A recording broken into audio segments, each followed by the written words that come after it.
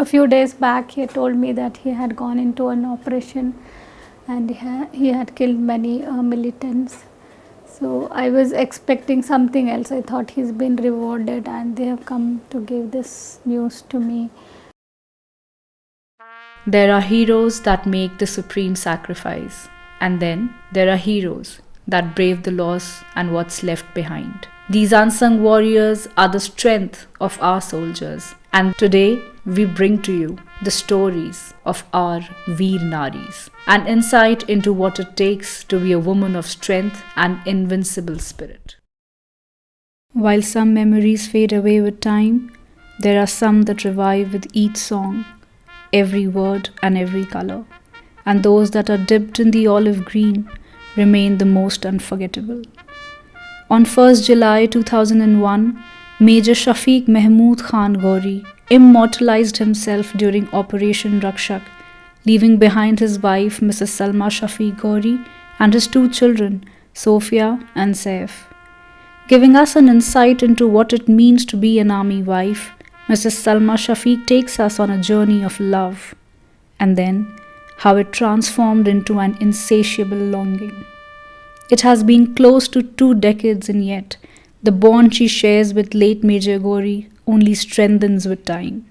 And as she says, he was, is, and will always be my forever.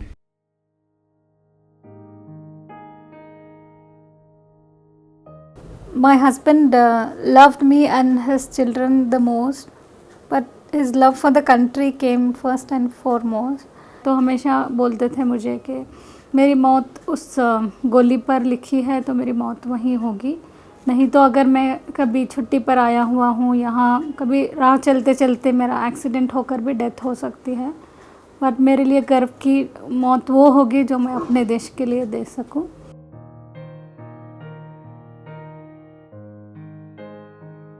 I was born and brought up in Bangalore, coming from a very conservative family. I was totally kept inside the house, not exposed to many of the things. It was an arranged marriage. He saw me and I saw him, and we liked each other.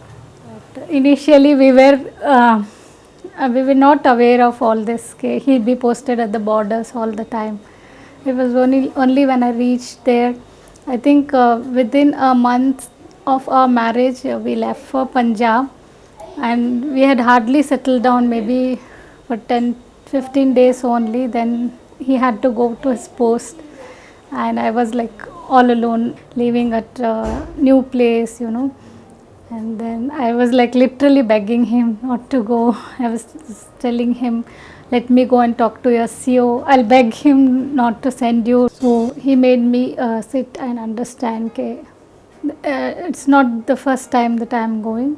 This is my job. You have to understand me. This is how it is. If I don't go, somebody else has to go. Every time it can't happen. Somebody else will go for my sake. This is my duty. You're an army wife now. You have to understand me and learn to stay strong for me and for yourself.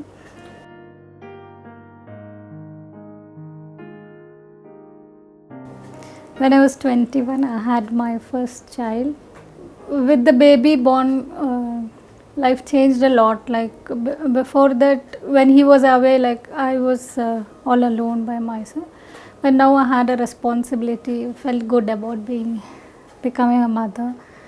The thought would always be there, any day he might not come. So I have to be more strong now. Not only for him, now it is for our daughter too. Somehow we never thought of a day when he would not be there for me or the children. We had long dreams. He wanted his children to join the army. Then he wanted to settle down in Bangalore, and he was very fond of traveling and all that. The talk would always be that he'll get old, he'll be one retired colonel, and then we'll be walking hand in hand together for years.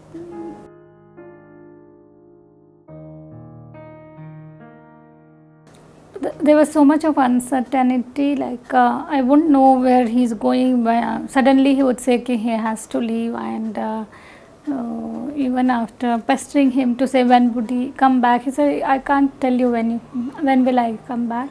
You just stay strong, stay strong, stay strong. That's what he used to say. When the men were away, of course, we all ladies would get together. We used to have conversations, and at times back then there were no mobile phones. We would get together at a senior officer's place where we'd be waiting almost the whole day for their calls.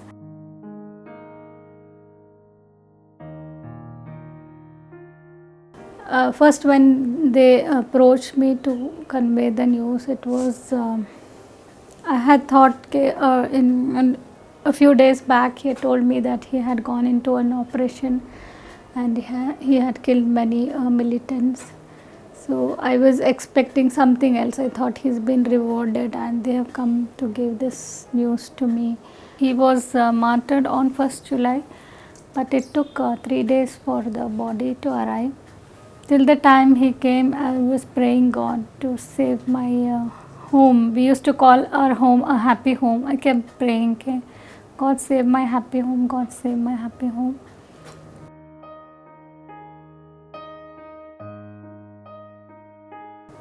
Initial days were very difficult. They used to give sedatives to make me sleep. I would be asleep, and during my sleep I would have forgotten what had happened. And suddenly in the middle of the night or in the morning I would wake up and I would realize the reality, and I would keep running in the house here and there to one corner, the other corner, looking for him. And I was just waiting for one line where anybody would come and tell me that it was a dream, he's alive, he's going to come back, you will hear about him soon. There were endless nights of sleeplessness. When I was going all this, I was not even thinking of what the children were going through. They were being taken care of by my immediate family. But maybe after 15-20 days, I realized that they are also going through the same pain, and I don't know what they are feeling. And then when I used to hold them close, then I would hear, my son was 4 years old, he would be longing to hold him, hug him, hear his voice. And the elder one wanted to be with him. She had seen and she had accepted, but the little one had not. When he was taken to his body, he would say, okay, it's not my dad, it's somebody else. My dad wouldn't be sleeping here on the, he wouldn't be lying down like this. And I wish he was there for me, for the children.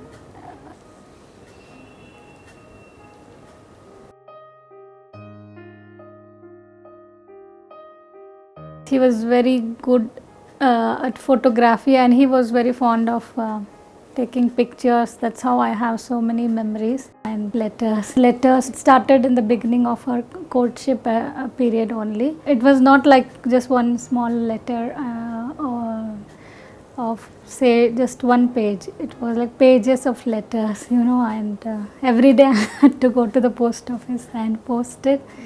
And it was not a one-page letter at all. It was like all your daily activities. So we were connected that way. It was as though we spent the day together. Whatever he did, whatever I did, what were the moments when I was angry, when I was sad, when I was like missing him, everything would be there in that. In fact, his nieces and nephews used to really trouble me, saying, oh, you started writing your exam paper.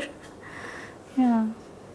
Things like that. And both of us were very fond of sending greeting cards. Back then, we used to have a card for every occasion. So wherever we got posted, or even if we are visiting a new city, we would first go and look for a good greeting card shop, gift shop, and we would pick up as many as we can to give surprises to each other. So I guess that was the strength we were giving to each other, that positivity, that love, and whatever I was missing when he was not there. And we had that for each other in the form of those letters. I still have them, all of them.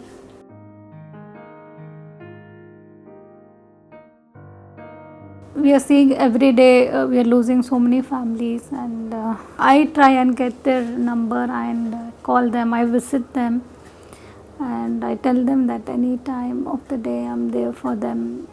There's not a day when I don't get calls from these ladies. And there are small things of life, when we teach them and they learn. It's such a big achievement for both of us.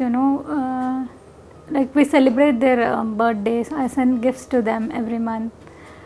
And the first, when we initially started sending it, when they called and told me कि हमारा तो special day कोई याद भी नहीं रखता, अभी husband के चले जाने के बाद में आपने याद करके हमारे लिए गिफ्ट भेजा, हम बता नहीं सकते आपको कि हम कितना खुश हैं. And they would start crying. I have never got a greater reward than that.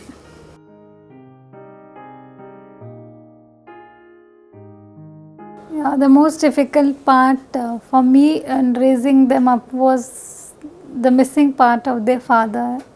I had days when they would come back and hug me and say they had their friend who was dropped off by their father and was picked up again. They were longing to see their father at the end of the day, but they didn't have their own. And they would come back and hug me, and I would give them so much of love and reassure them that I would play that part. How much ever love and care you need or you are missing, I am there for them. Both my children studied in the army school till the 12th standard.